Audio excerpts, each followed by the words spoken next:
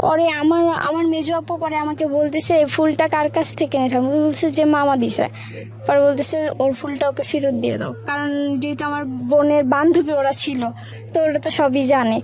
বলছে যে ফুলটা ফেরত দিয়ে দাও। আমি বলছি আচ্ছা ঠিক আছে। পরে আমি গোলাপটা ফেরত দিয়ে দিছি। পরে আমি বলছি যে নেন আপনার গোলাপ, আপনার কাছে দিয়ে দিলাম, আমার এই ফুলের দরকার নেই। আমার আপু বলছে এটা ফেরত দিয়ে দিতে, ফেরত দিয়ে দিয়েছে। তো তারপরে উনি অনেক কষ্ট পাইছে। তখন আমি জানি না যে আসলে ভালোবাসা কি। আমার নাম রেশমা। রেশমার বয়স কত? 34 বছর বয়স।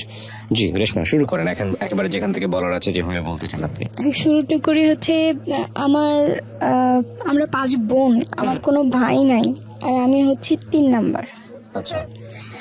আর আমার বড় 2জন আর আমার ছোট 2জন। আমার আব্বু ছোটবেলা থেকে দেখতাম যে কখনো বাড়িতে আমি তাকে পাই নাই, আমি তাকে দেখি নাই, কিন্তু বাসায় থাকতো না। পরবর্তীতে আমি জানতাম যে আমার আব্বু মানে মুদি দোকান, মানে মুদির ব্যবসা আছে আমাদের। আচ্ছা। কিন্তু আসলে সেটা না। পরে এটা আমি জানতে পারছি আরো অনেক বড় যখন হয়ে গেছে, তখন জানতে পারছি যে আসলে আমার আব্বুর মানে কোথায় দোকান ছিল বা কি মানে কি করতো, ব্যবসা কি করতো সেটা। তো যাই হোক, তখন আমি এতটুকু বুঝি যে ওইটা বন্ধ হয়ে গেছে। ওই ব্যবসা যখন বন্ধ হয়ে গেছে তখন আমাদের অবস্থা খুবই খারাপ হয়ে গেছে।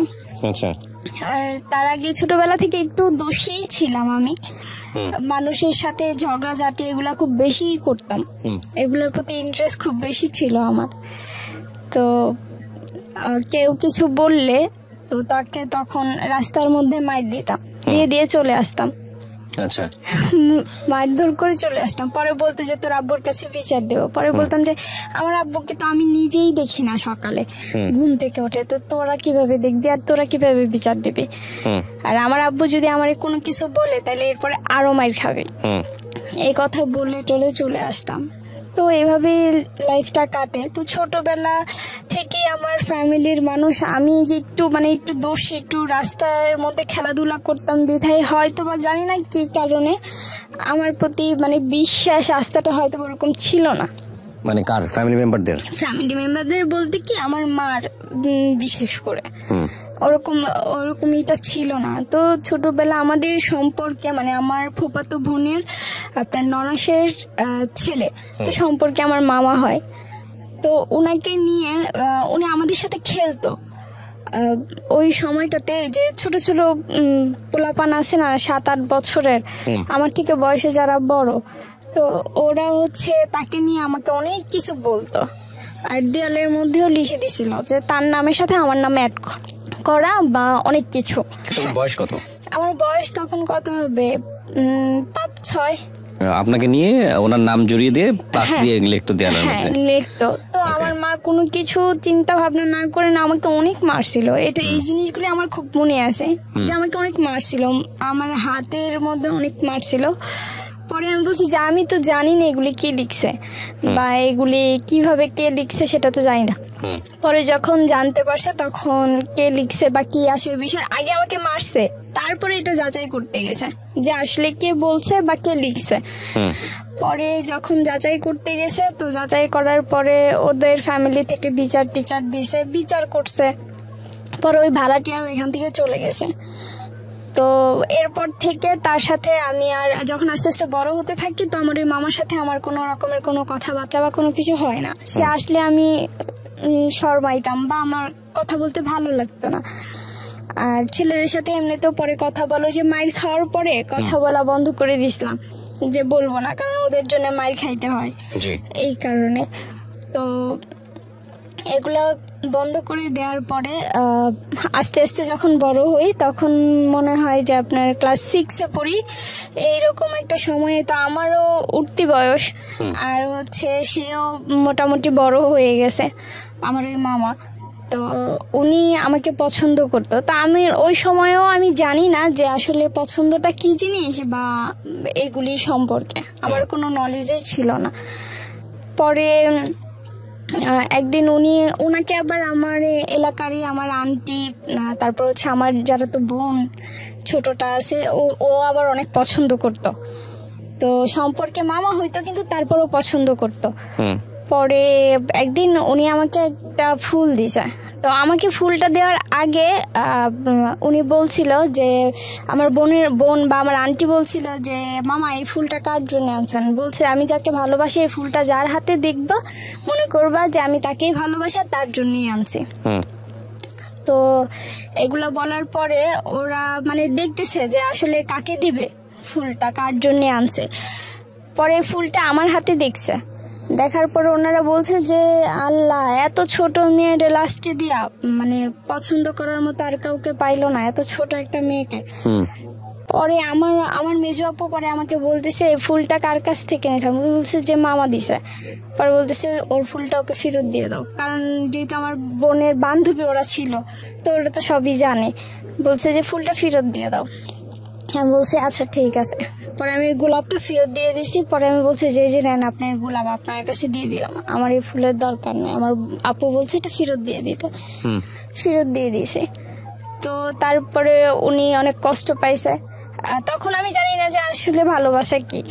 পরে বলতেছে যে তুমি ফুলটা ফেরত দিয়ে দিলা। আমি বলছি যে হ্যাঁ, এটা রাইখে আমি কি করবো, এটার এই তো আপনি যার জন্য আনছেন তাকে দেন। পরে যাক এগুলি সব চলে গেছে।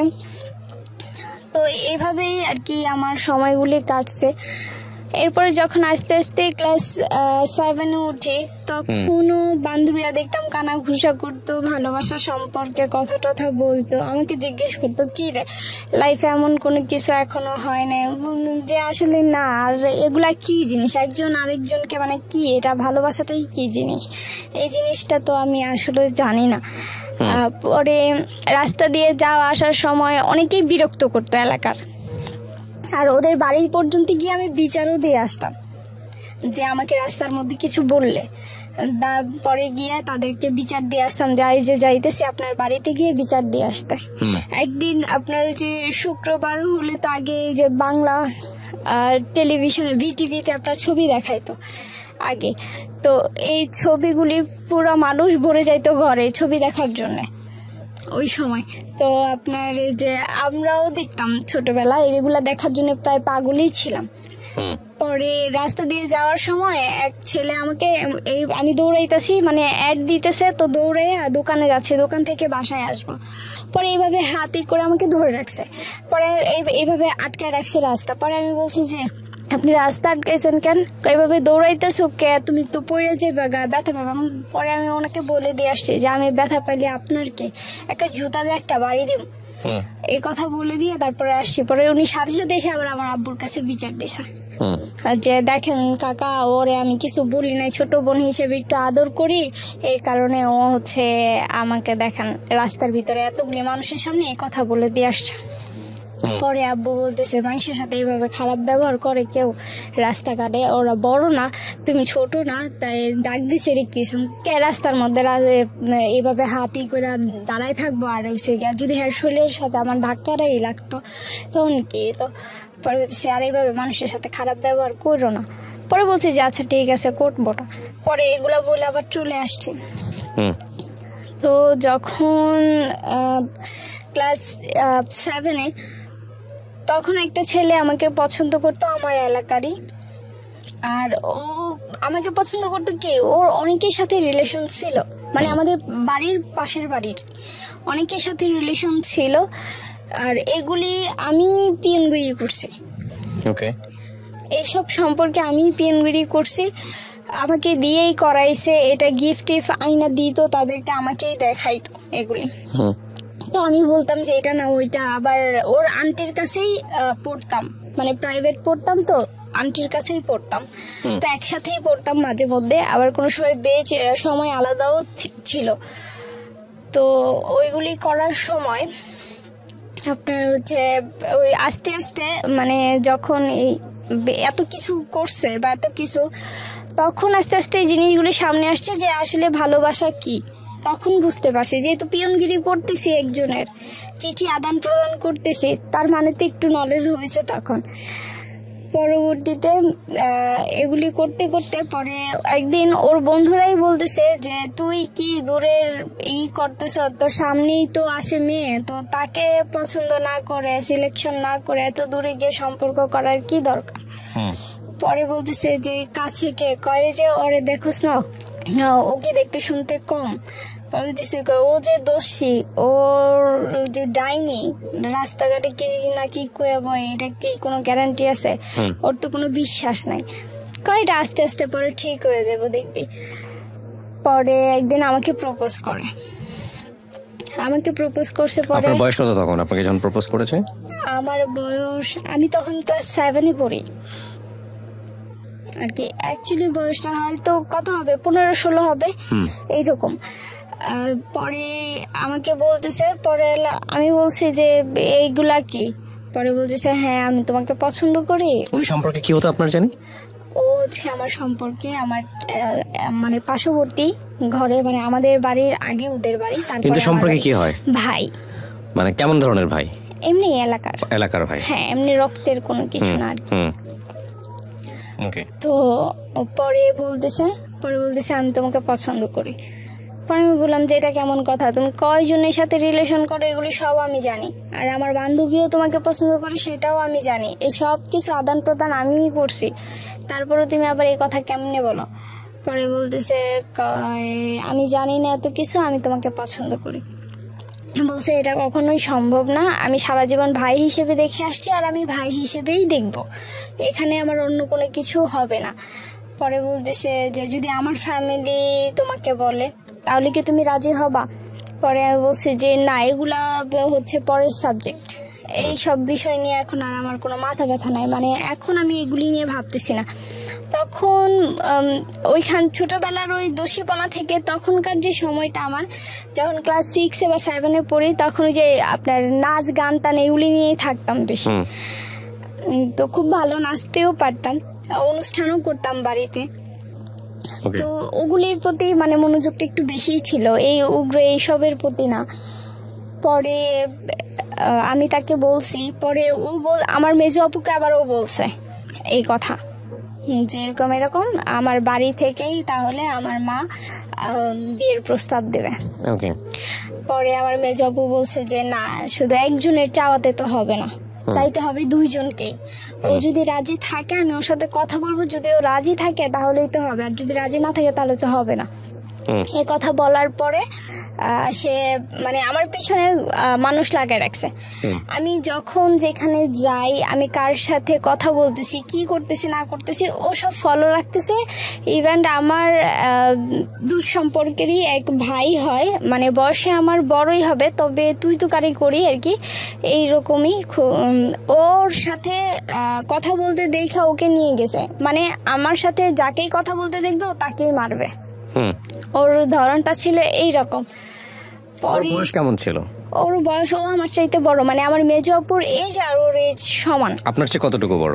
আমার চাইতে প্রায় 5-6 বছরের বড় হবে। পরে এই কথা বলার পরে আমি পরে ভাবলাম যে না, ও তো যাকে না তাকেই ধরে মারবে, যদি আমার সাথে কথা বলে তাহলে তো এটা ওর ফ্যামিলির জানাইতে হয় বা বিচার দিতে হয়, কারণ জিনিসটা তো গাড়াই যেতেছে। এভাবে লুকায় রাখতে পরে এই ব্যাপারে এর আগে কি করছে, আমার আম্মুকে ওই যে যখন চিঠি আদান প্রদান করে দিতাম, যখন পিয়নগিরি করতাম, তখন আমার আম্মুকে ওর আম্মু ডেকে বলছে, মানে ওই যে আমার ওই ভাই, ওর আম্মু ডেকে বলছে এরকম তোমার মেয়ে আমার ছেলের সাথে সম্পর্ক করে, এটা সেটা। ঢাকায় নিছে আমার মাকে আর আমার বড় বোনকে। ঢাকায় নেওয়ার পরে ওদেরকে অনেক কিছু বলছে, ওই মহিলা আবার অনেক বাজে খারাপ, পরে অনেক কিছু বলছে। পরে আমার মা বলছে, আমার মা ওইখানে কিছু বলে নাই, শুধু এতটুকু বলে আসছে যে মেয়ে মানুষ, আমি জিজ্ঞেস করে নেই, করলে করতেও পারে, আমি এত গ্যারান্টি দেই না, কারণ মেয়ে তো, আর এখনকার বয়স হচ্ছে উঠতি বয়স, করলে করতেও পারে। তো এই কথা বললে আইসা আমাকে আর ভালো মন্দ কিছু জিজ্ঞেস করে নাই, জিজ্ঞেস না করে তখন বলতেছে আমার বড় আপু আর আমার মা এটা মানে নিজেরাই বলা বলি করতেছে, আর আমার বড় আপু বলতেছে দেখো তোমার মেয়ে জানে কোন সময় কোন আকাম করে বসে, মানে এই যে এই কথাটা শুনে, তো এই কথাটা আমি শুনছি, আমার খুব খারাপ লাগছে যে আদৌ আমাকে তো জিজ্ঞেস করতে পারতো। আর আমি তো মিথ্যা বলবো না যে ওর সাথে আমার কোনো সম্পর্ক আছে, এটা তো না। তো আমাকে কিছু জিজ্ঞেস না করে আমার ওপরে এত বড় একটা কথা বলে দিছে। এই কথাটা আমার খুব খারাপ লাগছে, আমার অনেক কষ্ট লাগছে তখন যে আমার ফ্যামিলির মানুষেরই আমার প্রতি বিশ্বাস নাই। পরে এটা করার পরে আমাকে আর তো কিছুই জিজ্ঞেস করে নাই। পরে ওর ফ্যামিলিকে আমি বিচার দিছি, আমার মা গেছে, আমার মেজো আপু গেছে, আমি গেছি, গিয়ে বিচার দিছি যে এরকম এরকম এই কারণে ও আমাকে পছন্দ করে বলছে। তো এই কারণে হচ্ছে গিয়ে ও আবার পুকুরে গোসল করতেছে তখন, যে হ্যারে মারবো হ্যারে ধরবো, মানে আমার সাথে কাউকে কথা বলতে দেখলে ও তাকে মারধর করবে, এরকম একটা ওয়ার্নিং সে আমাকে দিয়ে দিছে অলরেডি। পরে বলতেছে পরে বলতেছে যে ও নাকি আমাকে পছন্দ করে এটার জন্য। পরে বলতেছে যদি আমার পোলায় পছন্দ করে থাকে তাইলে সমস্যা কি, আমি আনবো এই মেয়ের এই বউ করে আনবো, কারণ মাইয়া কানাও না লুলাও না ল্যাংরাও না। আমার পোলায় যদি পছন্দ করে থাকে তাহলে আলহামদুলিল্লাহ আমি এই মেয়ের বউ করে আনবো। পরে আমার মেজো বাবার কইছে আম্মা এক হাতে তো আর তালি বাজে না, কারণ ও পছন্দ করে, এখন ও যদি পছন্দ না করে তাহলে তো আর এই জায়গা তৈতো না। হ্যাঁ এটাও কথা। পরে আমার জিজ্ঞেসে যে তাহলে তুই কি কস? পরে আমি কইছি না আম্মা, আমি ওরে ভাই হিসেবে দেখে আসছি, ওই আমার ভাই, এছাড়া আমাদের মধ্যে আর কোনো সম্পর্ক কোনো সময় হইব না। পরে এই কথা বলার পরে ওর মা ওরে রাইকা বলতেছে যে এরকম এরকম তোমার নামে বিচার আসছে, তুমি কি করছো, আর যেটা বলছো ওটা কি সত্যি নাকি? এখন ও তো চায় না, তাই তোমার চাই এত কোনো লাভ নেই। পরে ছোট বোন, আমার ছোট 5 নম্বর বোন যেটা, ওইটাকে নিয়ে হচ্ছে আমি ইয়েতে গেছি, স্কুলে গেছি, তখন ওইখানে আমাকে আটকাইছে, প্রাইমারি স্কুলে পড়তে নিয়ে যাই, তো ওইখানে আমাকে আটকে দিয়ে বলতেছে যে তুমি, আমার মা তো বলছিল বিয়ের প্রস্তাব দিছিল, তুমি না করে দিছো কেন? আমি বলছি যে আমি না করবো না, আমি তো পছন্দ করি না। আপনি তখন প্রাইমারি স্কুলে? না, আমার ছোট বোন, আমি তো ক্লাস 7 এ পড়ি। তারপরে ও আমাকে আটকে সেখানে বলতেছে যে তোমারে তো আমার বাড়ি থেকে প্রস্তাব দিছেই, তুমি না করে দিছো কেন?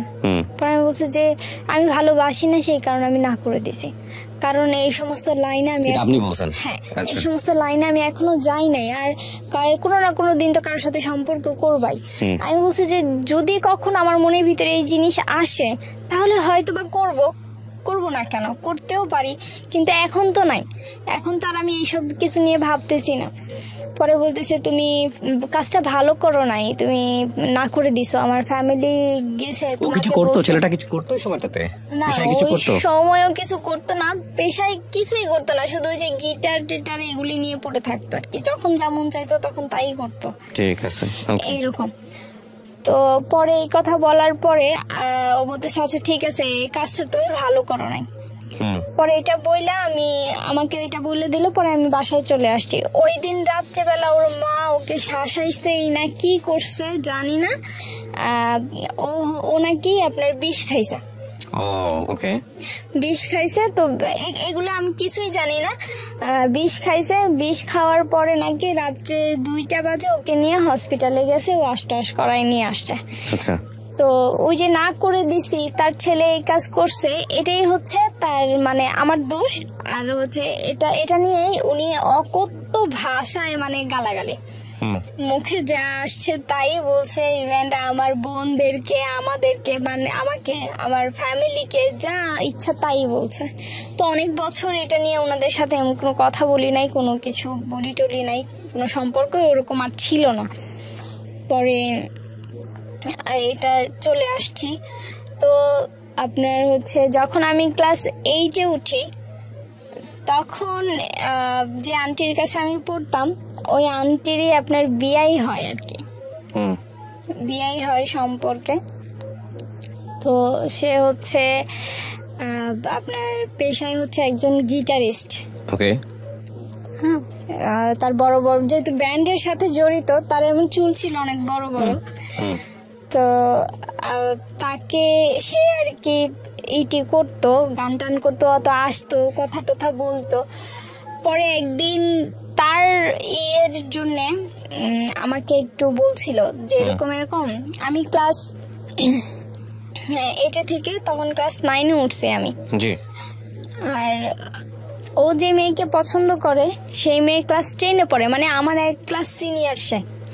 তো তখন হচ্ছে আপনার 9 আর ক্লাস 10, এই 9-এর একজন আর পরীক্ষার হলে আর 10-এর একজন বসায়। আচ্ছা। তো আমি ক্লাস 9-এ, ও ক্লাস 10-এ।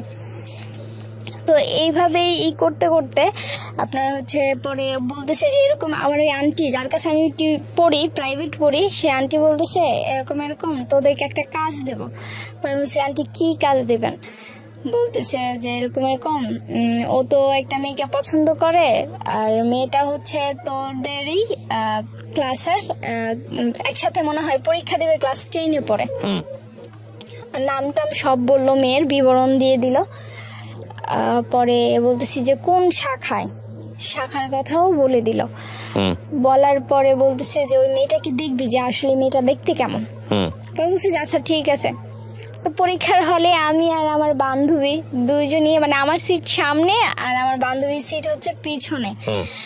আর আমার বান্ধবীর সামনে হচ্ছে গিয়ে আবার ওই মেয়েটা বসা, মানে ওর সিট আর আমার বান্ধবীর সিট একসাথেই পড়ছে। ও ক্লাস 10-এ, আমার বান্ধবী 9-এ। তো আমরা দেখছি, এখন আমার বান্ধবী ওকে দেখা তাকাই গেছে, মানে মেয়েটা খুবই সুন্দর, অনেক সুন্দর দেখতে। পরে দেখে তাকায় আছে। আমি পরীক্ষার হলে পরীক্ষা দেওয়া বাদ দিয়ে ওর দিকে তাকায় থাকলে স্যারে তোমার খাতাটা লয়ে যাবো। পরে চুপ করে রয়েছে, অনেক সুন্দর তো, দেখলে দেখতেই মন চায়। কি এমনি তাকায় থাকো না। পরে সত্যি সত্যি স্যার আইসা ওর খাতাটা নিয়ে গেছে, কারণ দেখছো যে ঘাড় ঘুরাই রাখছে ওই পাশে, মনে করছে যে ওটা দেখা লিখতেছে। পরে যখন স্যার দেখলো যে না ও ক্লাস 9-এ পড়ে, ও ক্লাস 10-এ পড়ে, পরে বলতেছে আবার খাতাটা দিয়ে দিছে ওরে, আবার কিছুক্ষণ পানিশমেন্টও দিছে। তো আমি বলছি, পরে আন্টির আমি বললাম যে আন্টি দেখছি মেয়েটা অনেক সুন্দর। পরে বলতেছে আর ওই সময়ে আপনার হচ্ছে আমাদের স্কুলে একটা কনসার্টের আয়োজন করা হয়েছিল। তারপরে ওই যে ছেলেটার জন্য যে কথা বলতে করছিলাম, পরে ওই ছেলেটাকে আবার আমার ভালো লাগছে। যে ছেলেটা আপনার পিছনে ঘুরতো? না না না, তাহলে ওই যে কনসার্ট করে আমার আন্টি, আপনার জন্য বিষ খাইলো, ওর কি অবস্থা? ওর অবস্থা ওর মতো। বিষ খাওয়ার পর আপনার সঙ্গে যোগাযোগ নাই? না না, আমার সঙ্গে যোগাযোগ নাই। ওই যে অকথ্য ভাষায় তার ফ্যামিলি গালাগালি করছে, এরপরে তো একটা দূরত্ব এমনিতেই তৈরি হয়ে গেছে। আচ্ছা। পরে গিয়ে ওই ছেলেটাকে, পরে আমি যার সাথে লাইফে জড়াইছি সে হচ্ছে, যার সাথে আপনি জড়ালেন কিভাবে, মানে যার সাথে আপনি লাইফে জড়ালেন? মানে এই যে এটাই, মানে ওই যে পরীক্ষা দিতে গেছে না, তো ওই থেকে পরে আমাকে বলছিল যে কনসার্টে হবে, তো ওই মেয়েটার কে বলতে যে ওই ছেলেটা ওই মেয়েটাকে পছন্দ করে। পরে আন্টি আর আমাকে এটা শিখাই দিছে। পরে আমি বলছি যে এরকম এরকম, ওই মেয়েটাকে গিয়েই বলছি যে আপু আপনার নাম কি এটা? পরে বলতেছে হ্যাঁ। পরে আমি বলছি আপনি ওনাকে চিনেন? পরে বলতেছে হ্যাঁ চিনি। পরে আমি বলছি যে উনি তো আপনাকে অনেক পছন্দ করে, আমাকে বলতে বলছি সেটা। পরে ওই মেয়েটা বলতেছে যে ওনাকে গিয়ে বইলো আপু যে ও আমার পায়ের স্যান্ডেলেরও যোগ্য না। আপনাকে রিপ্লাই দিছে এটা?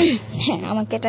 পরে আন্টিরা আমাকে বলতেছে যে জিজ্ঞেস বলছিলাম। পরে আমি বলছি যে হ্যাঁ বলছি। আসলে কি ছেলেটা পছন্দ করতো? হ্যাঁ, আসলে অনেক পছন্দ করতো। ছেলেটা আপনাকে বলছে? হ্যাঁ, এটা আন্টি সবার কাছেই বলছে। আপনি তো শুনেন না নিজের কানে? আমি নিজের কানে শুনি নাই, কিন্তু পরে ওই যে যখন তাকে রিপ্লাই উত্তরটা আন্টি দিতেছিল, তখন আমরা সামনে, মানে আমরা পড়তে বসছি তো তখন। পরে বলতেছে যে এরকম এরকম, তুমি তো এরকম মানুষকে পছন্দ করছো, এখন উত্তর কি দিছে? পরে বলতেছে ওদের কাছে উত্তর দিছে তুমি নাকি তার স্যান্ডেলেরও যোগ্য না। আচ্ছা। পরে এই কথাটা শুনে ছেলেটা অনেক কষ্ট পাইছে, মানে কষ্ট পাইছে, চোখের পানি টলটল করতেছিল আমাদের সামনেই তখন। পরে দেখলাম যে ওনার কষ্টটাকে হাইড করে গিয়ে উনি হাসতেছে, মানে চোখের পানিটা নিচে পড়তে দিল না, উনি হাসতেছে। ওনার এই জিনিসটা দেখে আমার খুব, মানে আমার মনটা তখন একটু নরম হয়ে গেছে ওনার প্রতি, যে মানুষ এরকমও হয়, এত কষ্টের পরে কিভাবে নিজেকে হাইড করে নিল। পরবর্তীতে এইভাবে পরে আস্তে আস্তে আস্তে তখনই আপনার ওনাকে ভালো লাগে? হ্যাঁ, ওনাকে ভালো লাগছে। আস্তে আস্তে আপনার হচ্ছে ইয়েতে গেছি, অনেকেই আমাকে অফার করছে এমনি, কিন্তু আমার জন্য কোনো বিয়ের ঘর কোনোদিনও আসে নাই ভাইয়া। তো যখন আসছে উনি পরে নানান ভাবে মানে রং নাম্বারে ফোন দিয়ে দিয়ে আমি ওনার সাথে কথা বলতাম। আচ্ছা। আর এই সুবাদে হচ্ছে আমাদের একটা জায়গা রাখতে গিয়ে আমার মা অনেক টাকা ঋণ করে, ঋণ করে ফয়জা। তো এত টাকা ঋণ করে, ঋণের বোঝা এত যে 2006 সালে আমি 2007 সালে এসএসসি পরীক্ষার্থী ছিলাম। আমি 2006 সালেই আমার লেখাপড়াটা বন্ধ করে দিতে হয়। আমার লেখাপড়াটা বন্ধ করে দেয়। আমার আব্বুর অনেক ইচ্ছে ছিল আমাকে একজন লয়ার বানানোর, আর ওনার কথাতেই আমি তখন আর্টস নিয়ে লেখাপড়া শুরু করি। যখন ক্লাস 9-এ উঠি তখন তো সাবজেক্ট আপনার ভাগ করে দেওয়া হয়, আর্টস, কমার্স, সায়েন্স। তো আর্টস নিয়ে লেখাপড়া করি, যেহেতু বাবার ইচ্ছে একজন লয়ার বানাবে সেই ক্ষেত্রে। তো ক্লাস 9-এ থেকে যখন ক্লাস 10-এ উঠবো তখন আমার লেখাপড়াটা বন্ধ করে দেয় আমার ফ্যামিলি। বলতেছে যে তখন যে জায়গা কিনছে অনেক টাকা ঋণ করছে এই কারণে। পরে বলতেছে যে এইভাবে তুই করতে পারতেছি না, তো একজনকে ভর্তি করলে আবার আরেকজনকে ভর্তি করতে পারতেছি না। পরে বলতেছে তোমার ছোট বোনকে ভর্তি করি, সামনের বছর তোমাকে ভর্তি করাই দেবো। শুধুমাত্র 800 টাকার জন্য আমাকে তখন ভর্তি না করে আমার ছোট বোনকে ক্লাস 7 থেকে 8-এ ভর্তি করে। আর আমাকে হচ্ছে ক্লাস 9-এ আমার পড়ালেখাটা ওইখানে বন্ধ করে দেয়। তখন আমি সবেমাত্র ক্লাস 10-এ উঠছি, ভর্তিটা তখনই হবে। পরে বন্ধ করে দেয়। তো এরপরে আমাকে যখন বন্ধ করে দেয় আমার পড়ালেখা, তো এরপর আমার আব্বু বলে যে আমার মেয়ের পড়ালেখাটা তো বন্ধ করে দিল না, আমার মেয়ের ভবিষ্যৎটা নষ্ট করে দিলা, আমার মেয়ের জীবনটাই শেষ করে দিলা, এই কথাটা আমার আব্বু বলছে। পরবর্তীতে অনেক কষ্ট, এই জায়গা কেনার পরে এমন সময় গেছে ভাইয়া যে আমরা 7টা মানুষ ফ্যামিলিতে, 7 জন মেম্বার, 15 দিন একটানা আপনার শুধু রাত্রেবেলা খাইছি আর দুপুরবেলা না খাওয়া। অথচ আমার ফ্যামিলিতে কোনো দিনও আমার আব্বু কষ্ট কি জিনিস আমাদেরকে বুঝতে দেয় না ছোটবেলা থেকে। কিন্তু এই জায়গা কেনার পর থেকে এইরকম। পরে আমার ফ্যামিলিতে আমার আত্মীয় স্বজনরা পাশাপাশি বাড়ি ঘর, তো সবাই আমাদের চুলাতেই রান্না করতো, আমাদের গ্যাসের চুলাতেই সবাই রান্না করতো। কিন্তু কেউ, আমার ফুপু, আমার যেটা বললেন যেটি বললেন, কেউ আমাদেরকে এক থাল ভাত দিয়ে জিজ্ঞেস করে নাই। আমার ছোট বোনটা তখন মনে হয় 7 বছরের, ও না খেয়ে থাকতো সারাদিন, শুধু রাত্রে খাইতো। তা আমাদের পাশের এক চাচি আছে, উনি আবার জিজ্ঞেস করতো যে আরে মা কিছু খাইছো? পরে বলতো হ্যাঁ খাইছি আন্টি, আলুর ভর্তা আর ডাইল রান ছিল মা, ওগুলা দেয়া ভাত খাইছি। আসলে কিন্তু কিচ্ছু নাই ঘরে খাওয়ার মতো। এইরকম পরিস্থিতিও কাটাইছি। তখন খুবই খারাপ অবস্থা। তারপরে গিয়ে ওকে যখন ওর সাথে আমার রং নাম্বারে কথা হইতে হইতে তখন ও এক সময় জানতে পারে যে আমি ওই মানুষ যে ওর সাথে রং নাম্বারে কথা বলতেছি। পরবর্তীতে আমাদের মধ্যে 6 সালে একটা রিলেশন তৈরি হয়। আচ্ছা। আর রিলেশন বলতে তখন আমি তাকে বলছিলাম যে হ্যাঁ আমি তো কাকে ভালোবাসি সেটা আপনি জানেন। পরে বলতেছে কাকে ভালোবাসো বলো।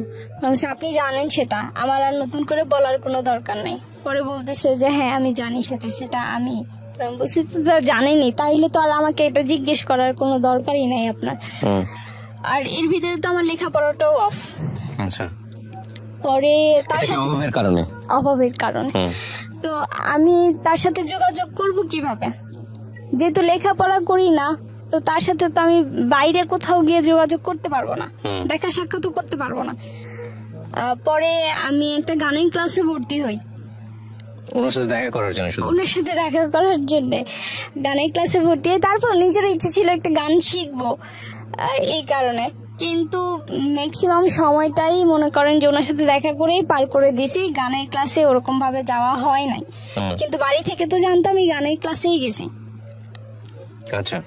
পরে যখন গানের ক্লাসের নাম করে করে যায় দেখা করতাম, এর ভিতরে একদিন ওই যে ছেলেটা আমার জন্য বিষ খাইছে, ও জেনে গেছে যে আমি ওকে পছন্দ করি। গিয়ে দেখে ফেলছিল আমাদেরকে ওর দোকানের মধ্যে, দেখা ফেলা। তারপরে এই জিনিসটা ওর মাথার ভিতরে ঢুকছে তখন যে ও এখানে কি করে, তার মানে এখানে কোনো কেমিস্ট্রি অবশ্যই আছে। পরবর্তীতে এই কথা বলে ও যখন জানতে পারে যে সিরিয়াসলি আমরা দুজনের প্রতি একটু সিরিয়াস হব, ও জানতে পেরে ও হচ্ছে বলছিল এটা যে মামা আমি যাকে পছন্দ করি আপনি তাকে যার জন্য আমি বিষ খাইছি আপনি ওই মেয়েকে কিভাবে অ্যাকসেপ্ট করলেন, আর আপনি তাকে বিয়ে করলে আমি তাকে মামি কিভাবে বলবো। এই কথা বলার পরে ও আমার সাথে আর কোনো যোগাযোগ করে নাই। ওকে আপন ভাগিনা ছিল না? আচ্ছা। ও আমার মানে আপন না, কিন্তু আবার আপনের চাইতো আবার কমও না। ও আর আমার সাথে কোনো যোগাযোগ করে নাই। মানে আপনার বয়ফ্রেন্ড যোগাযোগ বন্ধ করে দিয়েছে? হ্যাঁ, যোগাযোগ সে বন্ধ করে দিয়েছে। এরপরে 2008 সালে সে আমাকে ফোন দিয়ে একদিন বলতেছে যে এরকম এরকম আমার তো বিয়ে ঠিক হয়ে গেছে, ফ্যামিলি থেকে আমার বিয়ে। সে 6 সালে আমাদের সম্পর্ক, 8 সালে সে বিয়ে করে ফেলে। তো সে বিয়ে করার পরে আমি একেবারেই অন্যমনস্ক হয়ে যাই।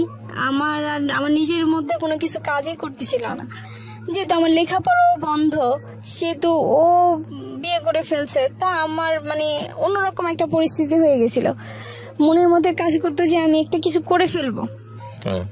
তখনও সুসাইড করার চিন্তা ভাবনায় ছিলাম যে করতেও গেছি কয়েকবার, কিন্তু আমি তো জানি যে আমার এই সম্পর্কের কথা অলরেডি সবাই জানে, পুরো এলাকার বেশিরভাগ মানুষই জানে।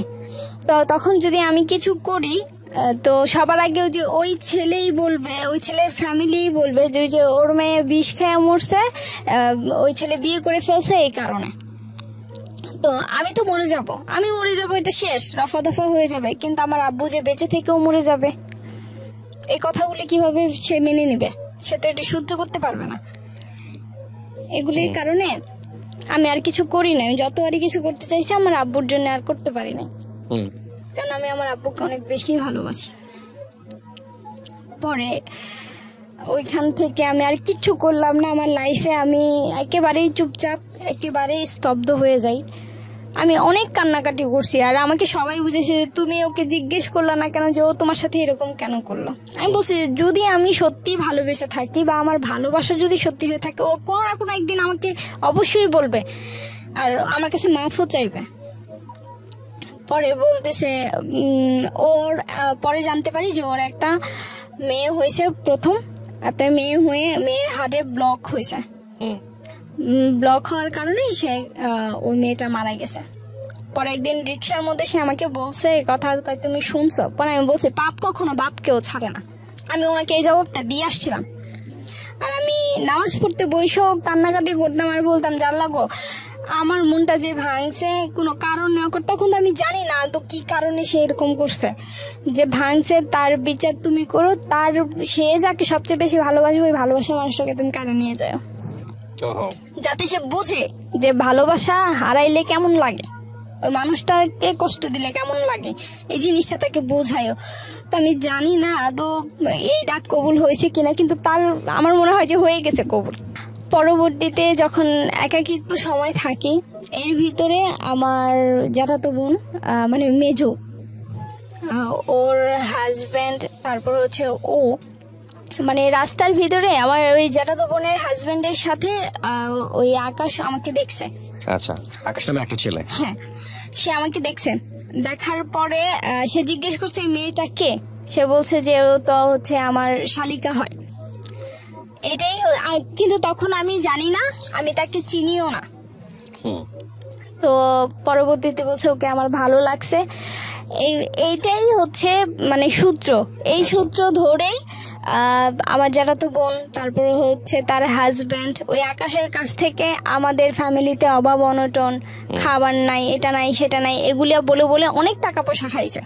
ওকে, মানে ও কাছ থেকে নিয়ে আসতো? হ্যাঁ, নিত আমাদের কথা বলে, আর ও দিত। ঠিক আছে, ও দিত, কিন্তু এগুলি কিছুই আমি জানি না। ওকে, আমি এই সম্পর্কে কিছুই জানি না। আর ওই আকাশকে হচ্ছে গিয়ে আবার একজন এলাকারই একজন প্রতাপশালী লোক, সে হচ্ছে ছোটবেলা থেকে পালছে, নিজস্ব কোনো বাড়ি ঘর এখানে কিন্তু নাই, কিন্তু ওই লোকের দাপটে সে আমার সাথে যা করার করছে। অনেক টাকা পয়সা ছিল আর অনেক আদর করতো, তো এই কারণে আরো বেশি করতে পারছে। ওকে, পরে এই কথা বলার পরে ওনারা টাকা পয়সা খাইছে, এটি করছে।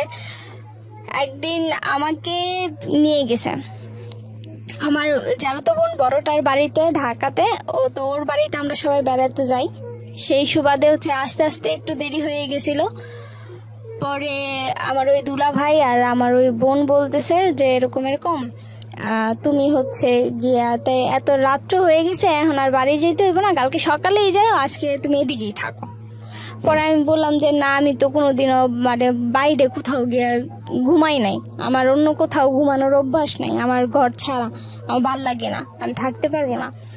পরে বলতেছে যে সমস্যা নেই। আমি কই না, আব্বু রাগারাগি করবো, আব্বু অনেক টেনশন করবো। পরে বলতেছে টেনশন করবে না, আমি কাকারে ফোন দিয়ে বলে দিতেছি। তো আমার আব্বুরে ফোন দিছে, ফোন দিয়ে বলতেছে কাকা এরকম এরকম, তো অনেক রাত্র হয়ে গেছে, এই কারণে আর নিয়ে আসলাম না, তো আজকে রাত্রে থাকুক, সকালবেলা আমি আবার বাড়িতে দিয়ে যাবো না। পরে আব্বু বলতেছে ইয়ে থাকবো, পরে কইতেছে থাকবো, কারণ আমার আব্বু আমার সম্পর্কে জানে যে আসলে আমি থাকুন না মানুষ না ওইখানে। পরে বলতেছে রাখতে পারবা ওরে, জোরাজোরি করে, যদি থাকতে না চাই তাহলে লয়ে পড়ো। না না থাকবো, সমস্যা নেই। পরে কাছে তাই আচ্ছা ঠিক আছে, তাহলে সকালবেলা আইনা দিয়া যাই। আচ্ছা, পরেও যে ওইখানে ওই রাতটা আমি থাকছি। ও হচ্ছে পরের দিন সকালবেলা মানে সারা রাত্র ওই বাড়িতেই ছিলাম। বাড়িটা অনেক ভিতরে, মানে খোলা মাঠ, এরপরে জঙ্গল, গাছপালা দিয়ে ভরা, তারও ভিতরে অনেক ভিতরে বাড়ি, মানে মেন রাস্তা থেকে অনেক দূরে। কিন্তু আমি বুঝতে পারছি না, এরকম অপরিচিত একটা ছেলের সঙ্গে আপনার বাবা থাকার পরামর্শ দিবে কেন? না না, আমার বাবা তো আমার জ্যাঠাতো বোনের বাড়িতে থাকার পারমিশন দিয়েছে। কিন্তু ওই বাড়িটা কি, ওর বাড়ি কি জ্যাঠাতো বোনের বাড়িতে কাছাকাছি ছিল নাকি আগে এসে বসেছিল? ওরা আগে থাকতে প্ল্যান করা ছিল। আপনি তো জানতেন যে আপনি এই ছেলেটার সঙ্গে? না, আপনিও জানতেন না? ওকে, তাহলে ছেলেটা আসলো কিভাবে? এই ছেলেটা আসছে হচ্ছে গিয়ে যে আমার জ্যাঠাতো বোনরাও যে আমার নাম করে করে ওর কাছ থেকে টাকা খাইছে। ওকে, সো ওই ছেলেটা এইভাবে আসছে? হ্যাঁ হ্যাঁ, তারপর ওইভাবেই আসছে। তো এরা তো প্ল্যান করেই রাখছে। ততদিনে তো আপনি ওই ছেলের সঙ্গে প্রতি সম্পর্কে জড়াই গেছেন? না না, তখনও জড়ান নাই? না না। Okay fine. হ্যাঁ, তখনও জড়াই নাই, আমি তো জানতামই না এই বিষয়ে। আর ওরা যে টাকা পয়সা খাইতেছে আমি এগুলোও কিছু জানতাম না। ওকে, তারপর? পরে ওই দিন রাত্রিবেলা কোনো কিছু হয় নাই, তো এগুলো তো ওনাদের প্ল্যান করাই ছিল। রাত্রেবেলা কোনো কিছু হয় নাই। আপনার সকালবেলা যখন ঘুম থেকে উঠছি, হাত মুখ ধুইছি, পরে দোকান থেকে চা এনে দিছে, পরে চাটা খাইছি। এখন আমি রেডি হব, আমি বাসায় চলে আসব। আমি বলতেছি যে আমি বাসায় চলে আসবো, আমি আর ওইখানে থাকবো না। পরে বলতেছে আচ্ছা যাইবা, তোমার ভাইয়ের দোকানটা বন্ধ করুক, একটু পরেই তোমার বাড়িতে নিয়ে দিয়ে। তা আমি দোকানে যাই, যা তোমার বাইরে পাঠাই দিতেছি, তোমার ভাই তোমার বাড়িতে নিয়ে দিয়ে যাবো। মানে আমার যারা তো বোন এই কথা বললো আমাকে। আমার যারা তো বোন এই কথা বলার পরে তো বাড়ি খালি, বাড়িতে আর কেউ নাই। আমি এক রুমে বসেছিলাম, তো একটু পরে দেখি একটা ছেলে ঢুকলো ঘরে, মানে আকাশ ঢুকলো ঘরে, ঘরে ঢুকার পরে সে হচ্ছে বাইরে থেকে, পরে আমি জানি না কে কি করছে, দরজাটা বন্ধ করে দিছে, মানে ছিটকিনি আপনার লাগাই দিছে বাইরে থেকে। ছিটকিনি লাগাই দেওয়ার পরে সে হচ্ছে আমার সাথে অনেক বলা নাই, কথাবার্তা কিচ্ছু না, শুধু মানে আমার সাথে মানে ধস্তাধস্তি শুরু করে দিছে। তাই বলতেছে আপনি কে, মানে আমি যে ওইখান থেকে চিল্লাইলেও কেউ শুনবে না, কারণ ওইখানে বাড়ি ঘর নাই সামনে। পরে আমার সাথে এরকম করতেছে, আমি তো আপনাকে চিনি না, আপনি কে, আর আমার সাথে এরকম করতেছেন কেন, আমার বোন কই, আমার দুলা ভাই কই। পরে বলতেছে যে সমস্যা নাই, তুমি আমার চিনো না, আমি তো তোমার চিনি, তুমি তো আমার কাছ থেকে টাকা পয়সা নিছো। আচ্ছা। পরে আমি টাকা পয়সা নিচ্ছি মানে, হ্যাঁ তোমার ফ্যামিলিতে এই সমস্যা প্রবলেম, কিস্তি দিতে পারে না, তোমাদের ঘরে খাবার নাই, এগুলি বলে তো তুমি তোমার বোন রে দিয়ে তো আমার কাছ থেকে টাকা পয়সা নিয়েছো। পরে আমি বলছি আমি তো আপনাকে চিনি না, আপনি কে সেটা তো আমি জানি না, আপনাকে তো আমি চিনি না, তাহলে আমি কিভাবে নিলাম, আপনি কি কোনোদিন আমার নিজের হাতে দিছেন, আমাকে দিছেন? কয় না, তোমার বোনের হাতে দিছি। আমাকে তো তাহলে তাকে গিয়ে ধরেন, আপনি এই সমস্ত ব্যাপারে তারা আপনি আমাকে কিছু বলতে পারেন না, যেহেতু আপনি আমাকে সরাসরি দেন নাই। পরে এই কথা বলার পরে সে হচ্ছে আমার সাথে অনেক জোরাজুরি করে, ইভেন সে আমাকে একটা সময় গিয়ে সে আমাকে করে ওইখানে। এই প্রথম ভাইয়া কেউ আমার শরীর করে। পরে হচ্ছে যে আমার তখন অবস্থা খুবই খারাপ হয়ে যায়। পরে আমি বলতেছি যে আমি চলে যাবো এখান থেকে, আমি এখানে থাকবো না, আমি চলে যাব। পরে ও বের হয়ে গেছে। পরে দেখলাম কে মনে হয় দরজা খুলে দিছে, ও বের হয়ে গেছে। পরে আমার বোন এসে বলতেছে যে যা হয়েছেই, মানে এরকম বুঝালো যে তারা কিছু জানে না, তারা কিছু জানে না এই ব্যাপারে। তো তাদের দরজা বন্ধ করলো কে আর খুললো কে, তারা কিছু নাই জানে। পরবর্তীতে কান্না করতেছে, বলতেছে বাড়িতে এই সমস্ত ব্যাপারে কিছু বইলো না, যা হওয়ার হয়েছে আমি দেখতেছি এই জিনিসটা। পরে আমি আর বাড়িতে কাকে কি বলবো, কারণ তখন যে আমি ওর বিরুদ্ধে কোনো অ্যাকশন নেবো, আমার ফ্যামিলি ভাত খাইতে ভাত পায় না, আমি কিভাবে নেব? কারণ আমার ফ্যামিলির তো ওরকম টাকা পয়সা কিছু নাই। পরে আমি কোনো অ্যাকশন বা কোনো কিছু নেই নাই। এরপর থেকে ও সব সময় আমাকে ব্ল্যাকমেল করে যাচ্ছে যে এরকম হয়েছেই তো, তাইলে আমাকে কেন বিয়ে করবে না? ছেলেটা বিয়ে করতে যাচ্ছে আপনাকে, আকাশ? হ্যাঁ, আমাকে কেন বিয়ে করবে না? বলছি যে না, আমি বিয়ে করব না, যা হয়েছে তো আমার লাইফে হয়েছেই, কিন্তু তারপর আমি বিয়ে করব না। তো আমি আর আমার বান্ধবী মিলে কোথাও ঘুরতে যাচ্ছিলাম, ওই সময় রাস্তার ভিতরেও আমাকে আটকাই দিছে। পরে আটকাই বলতেছে রিক্সা থেকে নামো, রিক্সা থেকে আমাকে নামাই দিছে।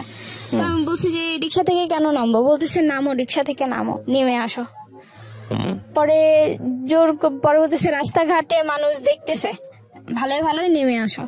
পরে নামছি রিক্সা থেকে, নেমে আমি আর আমার বান্ধবীকে একটা ঘরে নিয়ে গেল। সেখানে গিয়ে দেখি যে আপনার হুজুর বসা, তারপরে হচ্ছে আপনার অনেক লোকজন বসা, মানে সে বিয়ের প্ল্যান করে ফেলছে, এখানে বিয়ে দেবে। আর সে এগুলি সব ব্যবস্থা করে দিছে ওই যে তার ভাই, বলা যে ভাই, সে টাকা পয়সা দিয়ে। পরে হুজুরকে দিয়ে হচ্ছে সে বিয়ে পড়াই। এখন আমি বলতেছি যে আমি তো এখান থেকে চলে যাব। এখন আমি আমার বান্ধবীর বলতেছি যে আমার অজু টজু করাইতে নিয়ে গেছে, আমি তো এখান থেকে চলে যাব। ও আমাকে বলতেছে তুই গেলে তো আমি আটকা পড়ে যাব।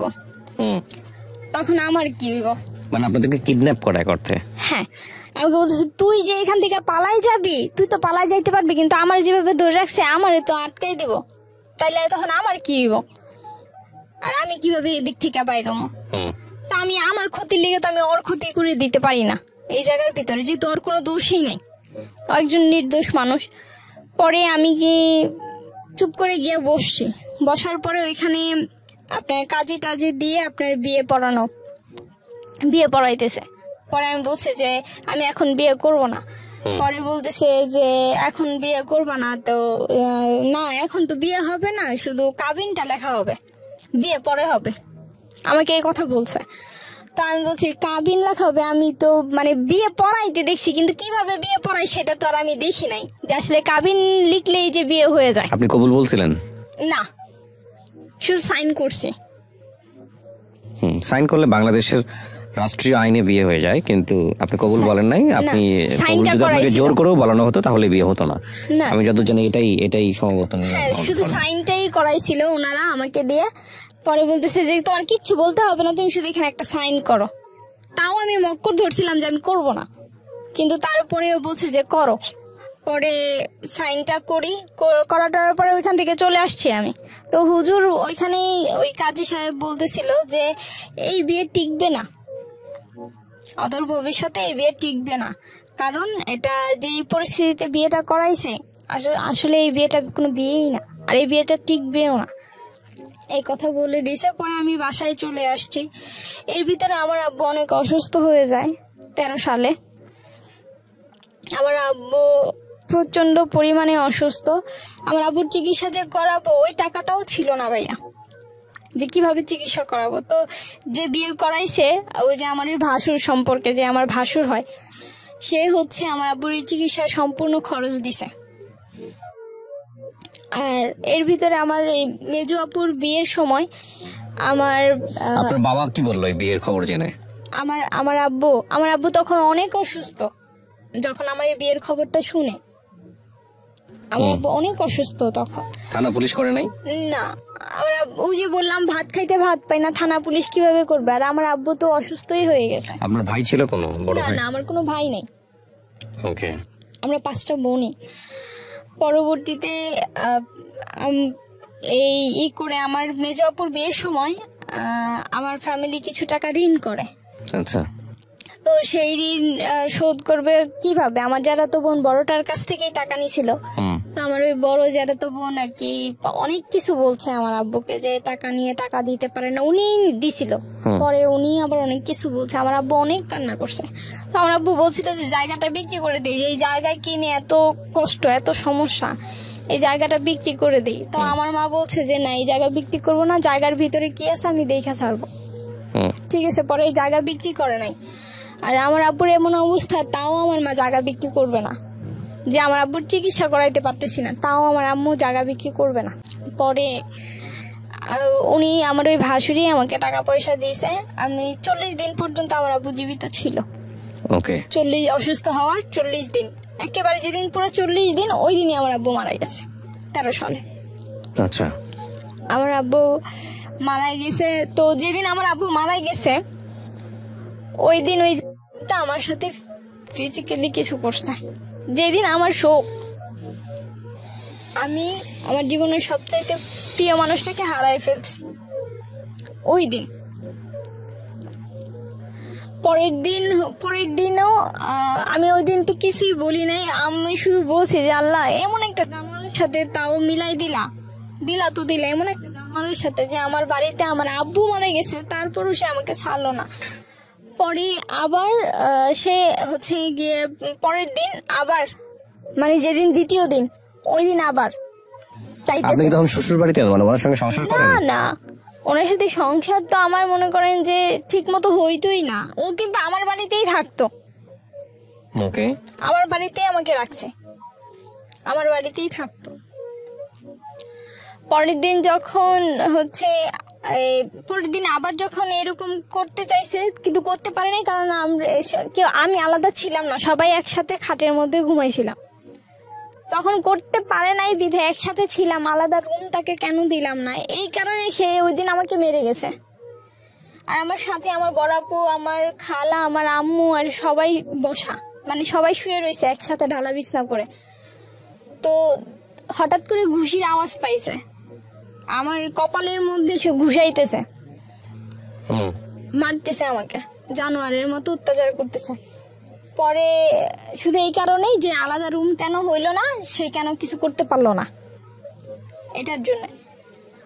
পরবর্তীতে সে হচ্ছে আমাকে মারছে। পরে আমার আপু সজাগ হয়ে গেছে, পরে আমার আম্মুও সজাগ হয়ে গেছে। পরে আমাকে ওইখানে মাইরা টাইরা রাইখা তারপরে সে চলে গেছে। চলে যাওয়ার পরে সে হচ্ছে আপনার পরে যেদিন 4 দিনের খরচ করবো আমার আব্বুর, ও সেদিন আসছে। পরে আমার যারা তো বোন বলতেছে যে কি জানি কয়, ও বাড়িতে গিয়ে বলছে তোমার না কেমন ভাবে মাইরা গেছে।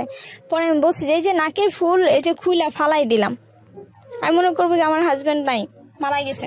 ওকে। আমি নাকের ফুল খুলে ফেলে দিলাম। পরে কইতেছে কয় না এই করো না, ও অনেক অনুতপ্ত যে এমন একটা সময় আমরাও গালাগালি করছি, এখন কি করবা তুই। পরে আমার ওই দুলাভাই কইতেছে তুই আমার অভিশাপ দিস না, তুই অভিশাপ দিলে আমার অভিশাপ লাগিয়ে যাবো, কারণ তোর জীবনটা নষ্ট হওয়ার পিছনে হাত আমারই। আমার ওই দুলাভাই আবার এই কথা বলছে আমারে। ভাবছি না আমি অভিশাপ দিব কি, আমি কি ওর অভিশাপ দিতাম, এটা আমার ভাগ্য, আমার কপালে ছিল তাই হয়েছে, এটা বলে কাটাই দিছি কথা। পরবর্তীতে হঠাৎ করে আমি 17 সালে আপনার স্ট্রোক করি। এর ভিতরে তো আমাকে শারীরিক মায়ের ধৈর্য এটা সেটা করতোই, ঠিক আছে। তো একসাথে অনেকই মানে থাকি নাই, 3 বছরের বিয়ে হইলেও কিন্তু একসাথে থাকা খুব কমই পড়ছে। আর যখনই করতো যে আমি মাথা ব্যথার যন্ত্রণায় যে টিপটিন ওষুধটা খাইতাম, তো এটা খাইলে শুধু ঘুমাইতাম, তখন আর আমার হুঁশ জ্ঞান থাকতো না, যা হওয়ার তখনই হইতো। এর ভিতরে আমি সজাগ থাকা অবস্থায় কোনো সময় কোনো কিছু হইতো না আমার সাথে। যাই হোক, পরে 17 সালে আমি হঠাৎ করে আমি অসুস্থ হয়ে যাই, আমি স্ট্রোক করি। ওকে। আমি এত অল্প বয়সে আপনি স্ট্রোক করেন? হ্যাঁ, আমার হাতে পায়ে প্যারালাইসিস সমস্যা এখনো আছে, ঠিক হয় না এখন। তারপর 17 সালে আমি স্ট্রোক করি। স্ট্রোক করার পরে আপনার হচ্ছে আমি অনবরত বমি করতেছিলাম। ও কিন্তু পাশে শুয়ে আছে ঘরে, ও শুয়ে আছে অন্য ঘরে, আর আমি বড় ঘরে আমাদের। ও একবারের জন্য উঠে আসে নাই, এসে দেখে নাই যে আসলে আমার কি অবস্থা, যেহেতু আমার ঘরে কোনো পুরুষ মানুষ নাই, আমাকে হসপিটালে কে নিয়ে যাবে। আমি এত পরিমাণে বমি হইতেছিল, তখনই আমি বুঝতে পারছি যে আমার এক সাইড এখানেই চলে যাচ্ছে, কারণ আমি উঠে দাঁড়াইতে পারতেছিলাম না। আমার এই বোধ শক্তি আমি হারাই ফেলছি বাড়িতে থাকতেই। হসপিটালে পরে ভিক্টোরিয়া নিয়ে গেছে, ওইখানেও ইমার্জেন্সি, শুধু আমার এতটুকু মনে আছে যে একটা স্যালাইন পুশ করছে আমাকে, আর কিছু না।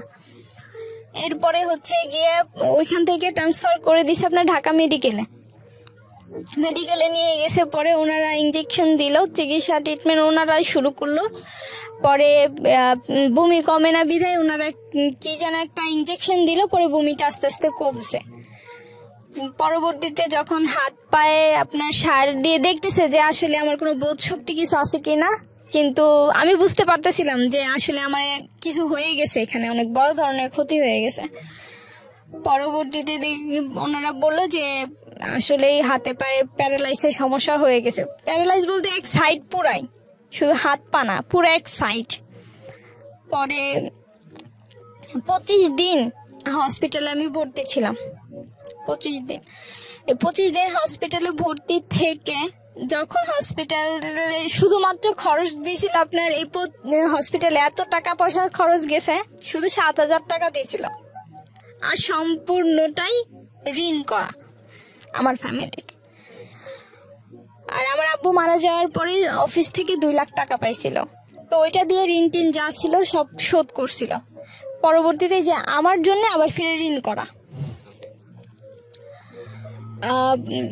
হসপিটালে 25 দিন থাকার পরে যখন আমাকে বাসায় নিয়ে আসা হয়, তখন যখন ডাক্তার রিলিজ করে দেয় যে আমার সমস্যা পাই যে আমার হার্টের বাল্বে প্রবলেম আছে, একটা ছোট হয়ে গেছে চিম্মা, যেই কারণে ব্রেনে ওই রক্তটা আঘাত করছে, পরে আমার ব্রেন স্ট্রোক হয়েছে।